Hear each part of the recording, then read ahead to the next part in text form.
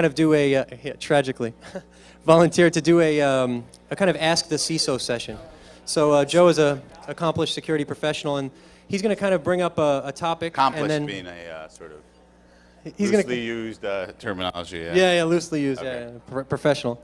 But he's going to bring up a topic, and then if you guys have questions, I'm going to be available with a microphone going around to everyone. Kind of bring up issues that kind of affect your organizations today, or affecting other people's organizations, or just hot topics. So think about those questions. But at first, Joe's going to bring up an issue that we've heard about today. So one of the issues that was brought up at one of the panels was whether the current conditions within the financial services market will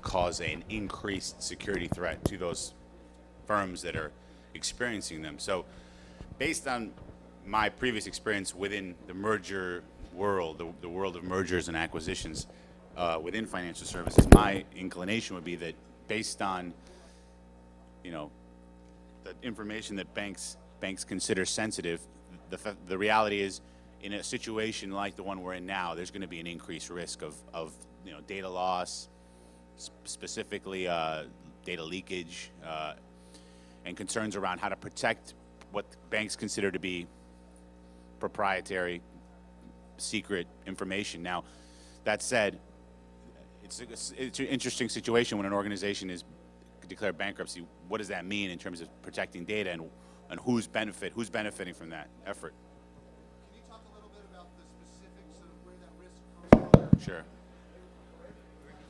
Sure. I ask, can you talk a little bit about the specifics of, where does that risk come from? Yeah, Who's the attackers, and what are we thinking about here? It's a strange, I guess, phenomenon, but in the situations where you're talking about,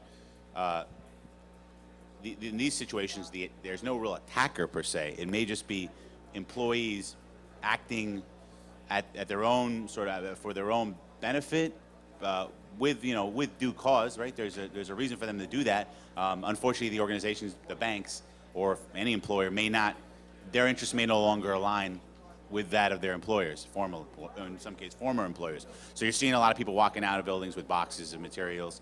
What are they taking with them? Is that something they should be taking? It's sort of and the reality is, large organizations particularly have a difficult time creating inventories of assets and information.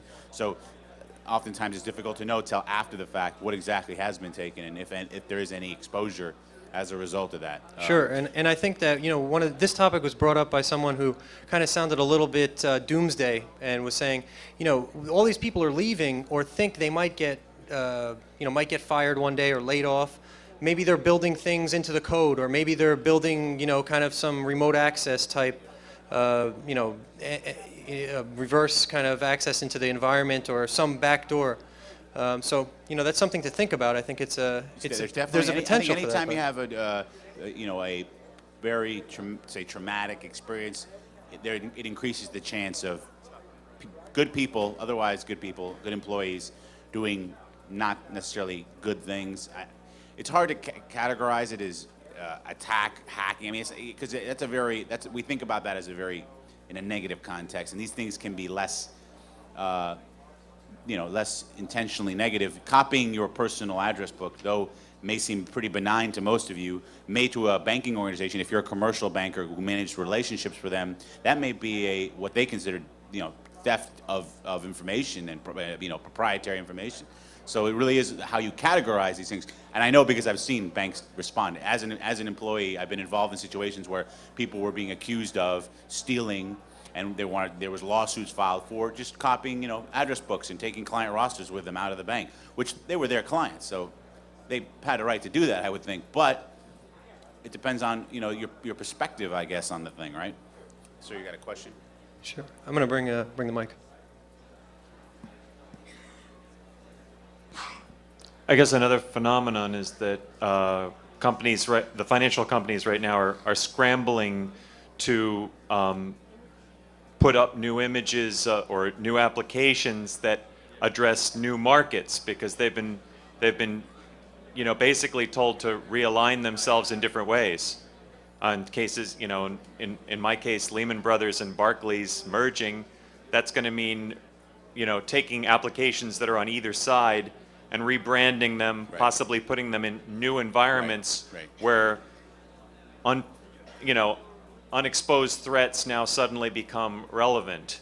And other cases where new businesses are coming about because of the recategorization of banks like Goldman and Absolutely. I mean, and those kinds of considerations, specifically that's a scenario where you sort of have to reintegrate or, in some cases, disintegrate existing systems.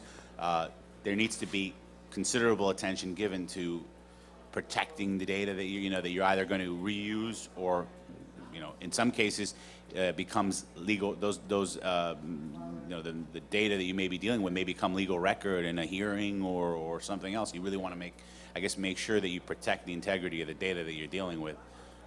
So it becomes even more, of a pressing concern for the organizations in some regards. Now, I'm also hearing a lot of people telling me that they're being this is sort of another aspect of this topic, that the financial services effects of the sort of crisis, whatever you want to call it, crisis, if you want to label it that way, are causing organizations, not just banks, to reduce their staff in information security, which I think is somewhat tragic, but I guess they see those services as somewhat, I don't know, what was the term? Costly? Yeah, or I mean, almost you would have to label them as, they see them as ancillary to the core business, support functions that are no longer needed. But that to me is shocking. I mean, one friend was telling me that he was a sort of a single contributor, a security officer at a large entertainment company, and the sales were down, so they laid him off. I mean, this company is a very well-known organization, one of the largest entertainment companies in the U.S., and to think that they would basically abandon their security position just because of a cost reduction seems a bit short-sighted to me, and I think it's a very unfortunate result, and that's where I think some of the real collateral damage is things like that. I mean, security as a effort will continue beyond the financial services crisis. In fact, if we had more controls within financial services, we may have been able to offset some of the damage of the current crisis. So I hope that we don't just fall right into the same trap again by setting ourselves up for another bad situation. Yeah, and I think that, based on the things that I've seen and the people that I spoke to, I don't see that being a widespread thing. I don't see organizations kind of trimming off their security budgets. I do see kind of overall trimming of budgets, but it's affecting everyone equally. So, if they're going to be trimming off their development budget, they may not need as much security, for example. So, these things, and of course it's affecting, select or one specific area, which is the financial services. Yeah, but I mean, financial services permeates everything. I mean, But it does, If you can't get a loan to expand your business, then that's going to impact. You have a question right here. Sure. And then this gentleman as well. Yeah, so let's hear some hard questions. I mean, don't ask me very technical questions. I'm just going to pass the mic to Jeff so he can answer them. Hello. So I was just wondering, what kind of compliance and regulatory pressures do you foresee, which the banks are going to face in the next? It's a good question. So what do I foresee? Chaos. Potential, but we're already there, right? I see chaos. I don't foresee. But I think what we need to see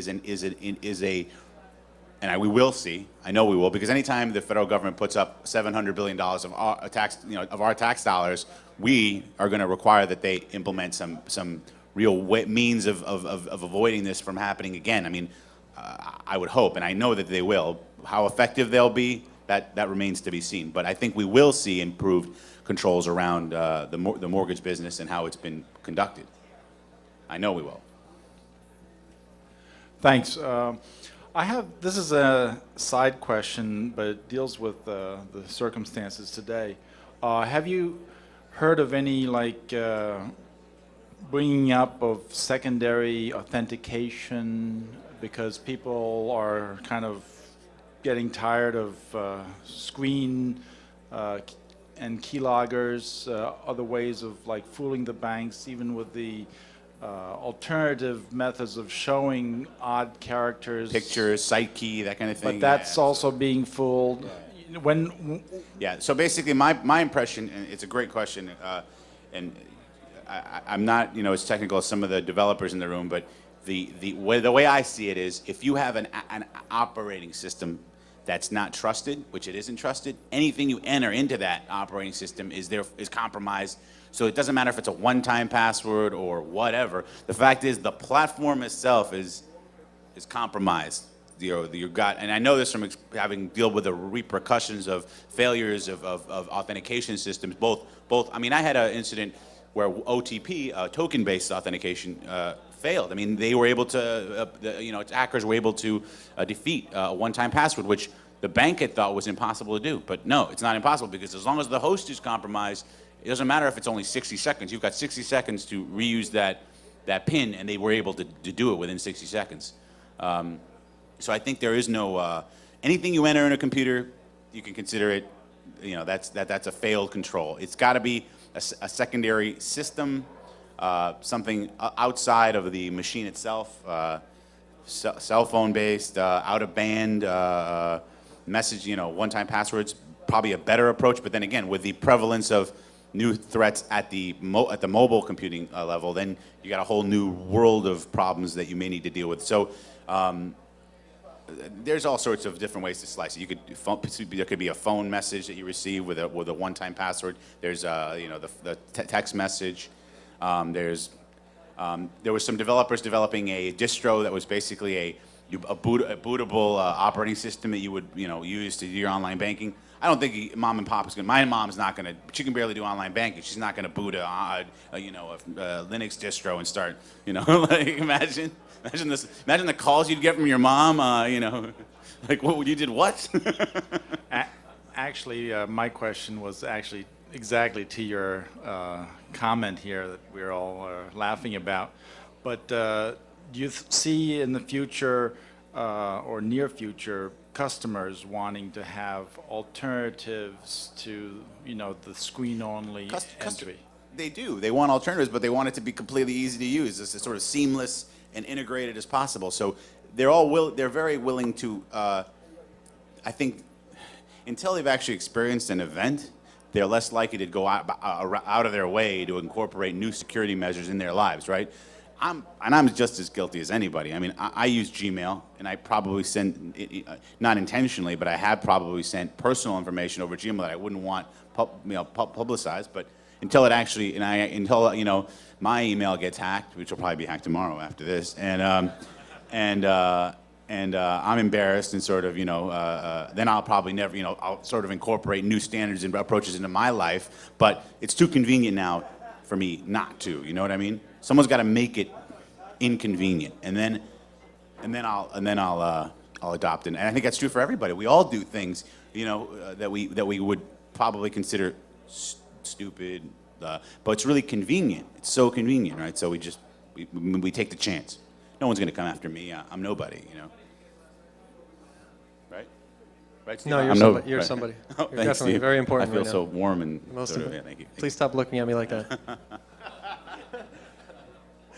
Okay, any other questions?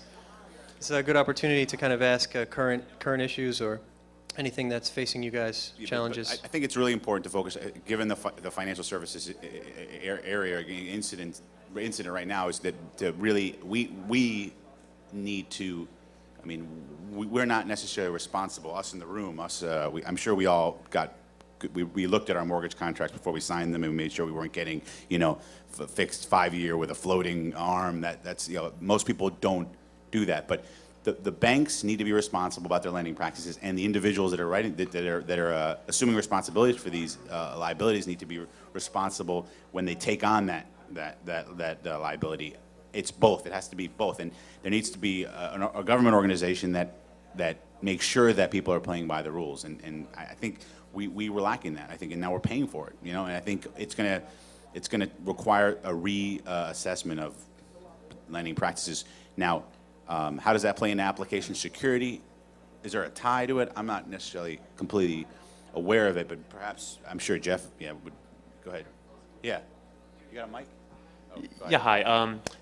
a CISO has responsibility for so much in terms of security. Right. Help me understand how do you and other CISOs view application security specifically, and what percentage of your effort, time, budget would go to those types of efforts? It's a good question. It's a significant part of the way I approach information security, technology risk, and the way that the other people on the panel do now. It's a significant part of your budget. Looking at what we end up doing is we basically require an assessment, vanilla sort of your everyday, risk assessment, all your major control groups, and then you require a specific a review of the application and its use, and it's where there's going to be web facing, internet facing, and then you basically make a determination whether a full-blown assessment is required. Code review. It really depends on. You have to really base it though on, because it's a cost. Obviously, you have to pay a guy like Steve to come in and do that. He's going to obviously charge you an arm and a leg. No, very cheap, on sale. So you got to make sure that you're only assessing those applications that really have that risk associated with them. You're not going to assess, the web server that hosts the menu for the cafeteria for that day. You're going to assess the ones that really, transaction processing, internet facing. Those are the ones that you would really, and then perform the assessment. If it's a legacy app, you're going to find tons of issues, most likely, because no one's ever looked at it before. That's been my experience. And then you've got to make a decision about paying some significant dollars to retrofit controls, which is always expensive. Yeah, I mean, one of the big challenges that organizations face is not only getting an understanding of what they have out there today, and then building what's the classifying and deciding which things are the most risky, but then also once you perform the assessments, how to remediate, because it becomes challenging. Sometimes you have a vulnerability assessment either from a code review perspective or from a one more Yep. point. What's that? yeah, go ahead. The big thing though is, and this is what I found in all my experience, is that it's what hinders security and CISOs the most is the fundamental IT management issues that plague organizations at the basis, at the most fundamental levels. Asset management, application inventory maintenance, who's maintaining the list of applications, what they do, what operating systems they run, their patch levels, where is that information? Well, the answer that I've encountered is it doesn't exist. If it exists, it exists in a small, some business unit might have some information, but there's no central place you can get a trusted source of information to build upon. That would be the basis of your decision-making ability to say, I'm going to perform full-blown assessments of these apps based on their risk. How do you profile that if you don't have an inventory? Exactly. And asset management is one of the things that large organizations do the worst. And they don't know where the machines are. They're in some storage area somewhere. Things get lost, mishandled, Even with misplaced. applications, right? So you same don't know thing. exactly where all the applications are, We've depending on the size of the. In one employer I had, we virtualized a lot of stuff. We didn't know where the applications were, what boxes were hosting what applications anymore. We sort of lost the ability to determine, and it was really kind of ridiculous in a way. And so I struggle with the CIO to just say, look, you want me to protect you? You tell me what to protect first. Like, where's the list? Give me a list of systems, something. And it was sort Sure, of, and then after you go through the exercise as I was mentioning before, you have remediation, which is a big challenge because it's who owns that remediation. You hand the laundry list of that's another vulnerabilities to the application developers, and they're like, well, I'm working on new features to roll out. Right. So how do I do this? yeah, they don't care about this. The stuff you're bringing up is old hat. I mean, they don't. It's old news. They don't want to deal with it. Yeah, and that's a talk in itself. I mean, there's the guys at DTCC really did a great job, and they gave a presentation at one of the local Owasp meetings here about how they deal with that, how they deal with the remediation of issues on a large scale like that, and it's important to kind of figure that out and sort it out. But I think Jeff had something he wanted to add as well. About the mortgage thing. Yeah, well, I think the conversation sort of Yeah. went past that. But I really think the point that you're talking about just there, about application portfolio management, inventory management, is absolutely critically important. So, and I think it's interesting in this crisis, you're going to have merging entities and acquisitions, and when you do that, you've got a huge problem now combining the portfolios and then normalizing the risk ratings And across all- that whole portfolio. And I see some of my old colleagues in the back, and we've been through these exercises over and over again, both acquiring and dissolving, and in the banking world for the last couple of years, it's been basically mergers and and now bankruptcies. And so, yeah, I mean, that's when you really suffer the consequences. I mean, we suffer it every day. As risk and security guys, we need this information to do our jobs. We can't get it, but they're just like, you know what? Tough. You know, we don't have it. Do what you can, or don't do it. We don't care. But now, when it comes to time to integrate and incorporate or merge, then they absolutely need it, and then they're looking to get it anywhere. So now, you know, what happens then is, what I've seen happen is application security people become sort of leaders in the integration efforts because they have information that no one else has, because they've done the work and tried to, you know, maintain inventories of systems.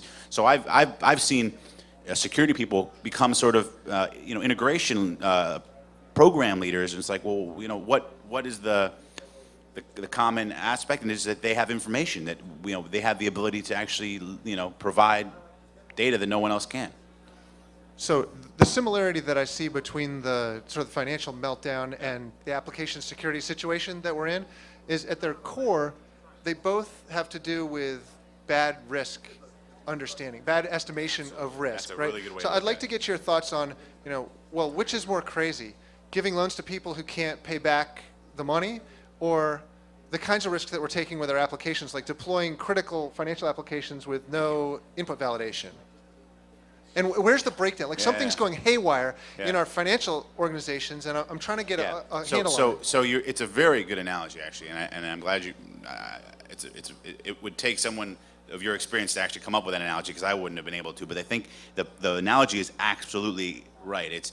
You're talking about unquantified risks. In one case, you're talking about risks that are, whether there was models to measure the risk of these mortgages, there were models that they have, but the models don't work in this case because the debt is being passed around so much and packaged and repackaged that they lose sight of the actual underlying instrument, right? And in what we're talking about here, what's that?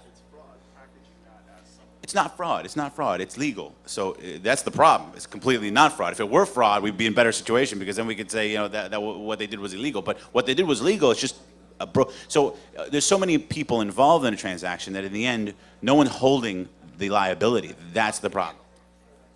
They lost a handle on the risk, Exactly. right? It got Right. packaged up in some way. Exactly. And That's it's it. exactly the same thing that happens with code, right? You That's get it. some code and it gets all packaged up into some Right. application. You lose the handle on the Right. risk, You and what's lose. really important. And when you try to unravel that afterwards, you try to unravel the problem that you've created within your production environment, how difficult is it really to attempt to, if you've got a multi-tier application, distributed application, imagine trying to unravel now the problem you've created with all this layering. It's layering. It's the same exact word even. You really would have to reverse engineer your entire environment to figure out what exactly, and that could be a monumental effort depending on what you're talking about in terms of the application.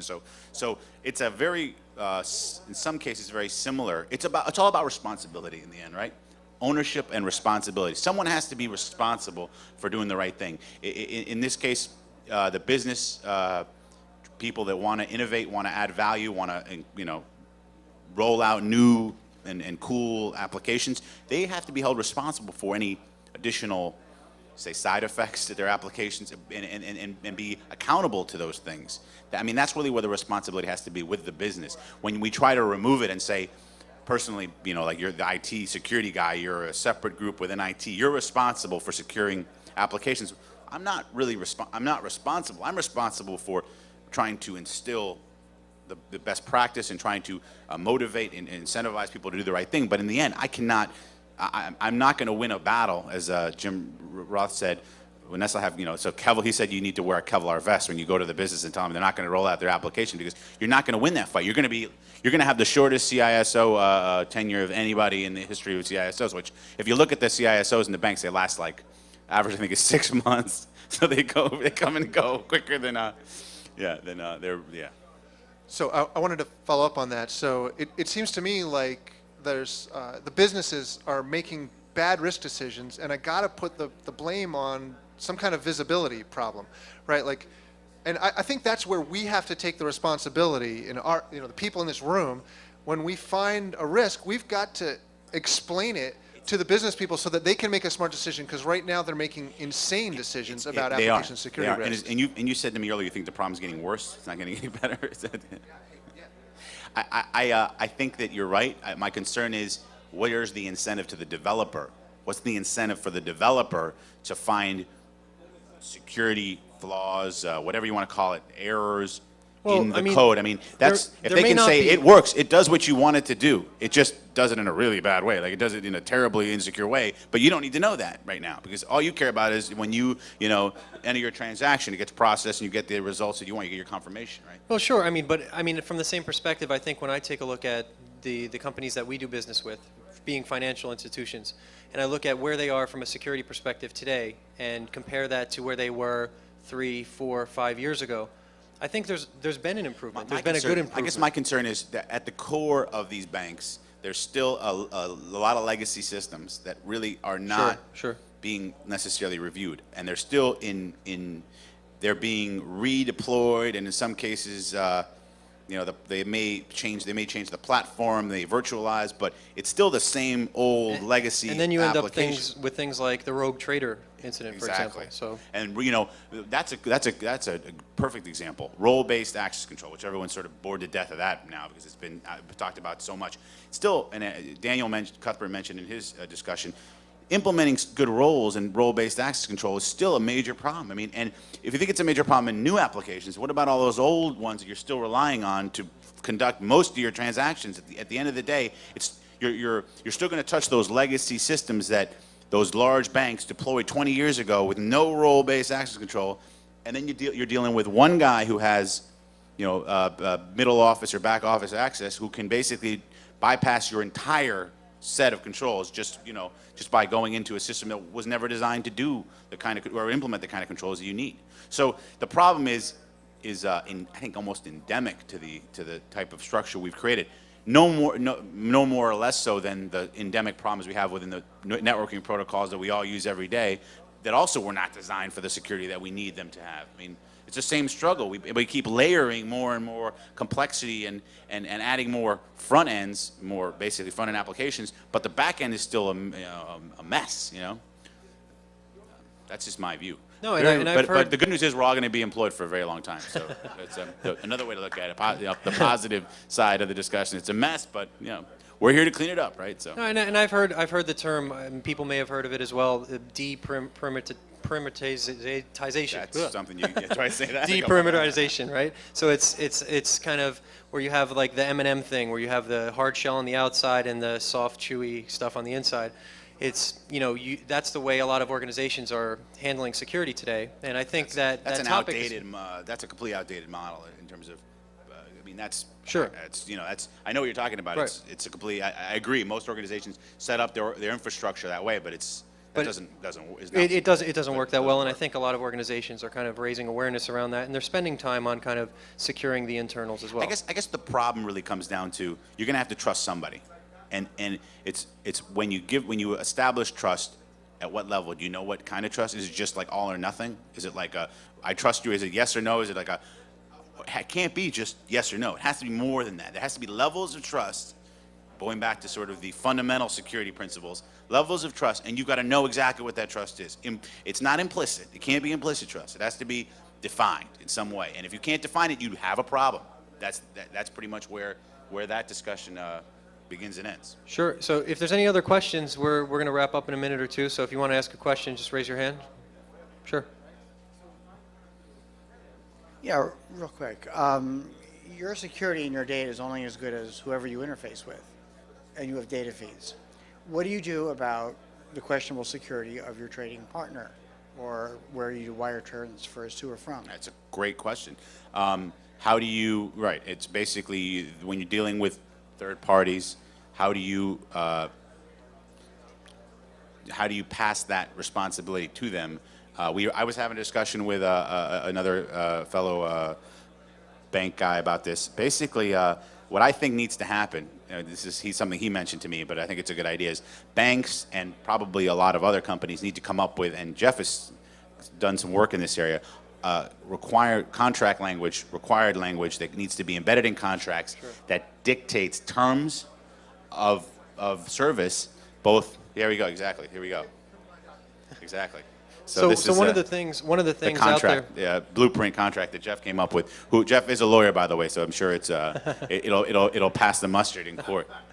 Yo. If not, we'll just hold Jeff responsible. One of the things out there today Where's to address that specific the issue, fine print on this? to address that specific issue is better kind of third-party assessment processes. So take a look at your third party, see how you're doing business, or see how they're doing business, and see if that matches up. So there's an organization. So I've seen people take all sorts of positions on this. Sure. I was in a conference with a CEO of a major healthcare organization, the biggest one of the biggest, if not the biggest, who told me that she didn't believe in doing third-party assessments, and that you had to trust your vendors, or else you were showing, or else you were gonna. And this is the lady that was responsible for securing your private information. Told me that you guys are gonna be able to narrow down who it is. I just given away way too much information.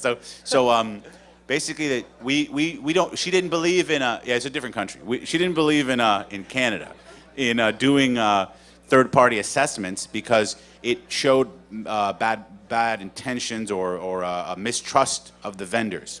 It's like I was shocked. I was like, I immediatally changed my healthcare providers. So there's organizations out there today, such as BITS. BITS is an organization that a bunch of financials kind of got together and talk about how they assess the third parties that they do business with. It can only be I firmly believe that this is the way to go. There's no other thing you can do. Assessments. How often are you going to assess? The cost of doing site visits would be astronomical. You would never really be able to ascertain if you truly have controls or not. The only way to do it is to have contract language that's embedded within your contracts that has repercussions. Sure, Because no, that's otherwise, very valid point. if there's no teeth, if there's no penalties, they're just not going to do it. But if you don't have that kind of pull inside your organization to be able to get that, Well, most people can there's different levels of influence, but I think if more organizations started to adopt sort of boilerplate clauses, then I don't think a lot of times vendors are hesitant to sign. I've experienced hesitation on vendor council saying we're not going to sign, that kind of thing. So what happened is if a lot of companies were to sort of require this, you'd probably see a turnaround in the vendor community and the software providers. They'd be probably left without too much recourse, but to have to agree. And once were hit a couple times with damages as a result, I think you'd see a much needed improvement in the amount of attention they were giving it. So I think that would be something that I definitely want to be a part of. Of course, the problem is everyone's too busy to actually do anything about it. I feel like it's oftentimes we're so wrapped up in our own, day-to-day effort. But this effort, if it was to take off, could really make a difference. That's just my impression. all right, one last question, and then we're going to wrap up. Yeah. I just want to know, what was that document that you were holding up there? So this is OWASP. Hey, Joe, you want me to just talk about it just a little bit? You do it justice. Okay, so several years ago, so I am a lawyer, but don't hold it against me because I don't really practice, right? So I just did that, but I've always been a programmer. So I want everybody to be clear. Like, I love code. Like, I'm a developer. Like, I'm one of you. I swear to God. So, but I did happen to see this need in the market, right? So we put together some contract language that you can use when you're working with any kind of software provider, like if you outsource code to some other country or someone here, or even inside your own organization. We put together this contract language so that to give you a little guide on what you need to talk about with that provider. And it goes through various stuff, like it says, here's some of the process steps that you're required to do, and here's some of the visibility that we're going to need into your process when you produce the code. And here's how we're going to make sure that you're testing stuff. It has some provisions for how you're going to deal with what happens when something goes wrong. Like, let's say they deliver the code, and then you accept it, and you're using it, and then all of a sudden you discover, hey, there's this vulnerability. Well, you go back to them and say, hey, this is crappy code. You got to fix it. And they say, sure, we'd be happy to fix it. Here's an estimate. And then you got to talk about that before you make the contract. Before they build the code, you got to figure out who's going to fix what. So in here, there's actually a pretty cool scheme that we came up with here. It says, if it's a problem that you should have known about when you wrote the code, then you got to fix it. And you got to pay for it yourself. But if it's some new problem, like some wacky arsenic thing that just came up, that comes up after you wrote the code, then we'll give you a fair price to fix that problem in the code. So, I mean, it's reasonable like that, because this is a negotiation that you need to have with your software provider. You got to talk to them about it. And this is the blueprint for that conversation. That's all it is. There's a question somewhere here. So what about off-the-shelf software? I think it's exactly the same thing, actually. We work with lots of companies. It's also in that version, yeah. We work with lots of companies who are buying off-the-shelf software, and sometimes they have enough clout to negotiate for source code, and we can look at the source. Sometimes we have to test it and give them results, and you have to negotiate. When there's a third party involved, you need to have like a more complicated contract arrangement, but it's the same problem. You need to have a discussion with them. Okay, everyone. So thank you very much, Jeff and Joe, for kind of doing this impromptu panel that we had. I think it was very helpful. And if you have any questions, feel free to ask after we step off the stage. Another 10 minutes or so, and we'll have the next presentation. Thank you very much.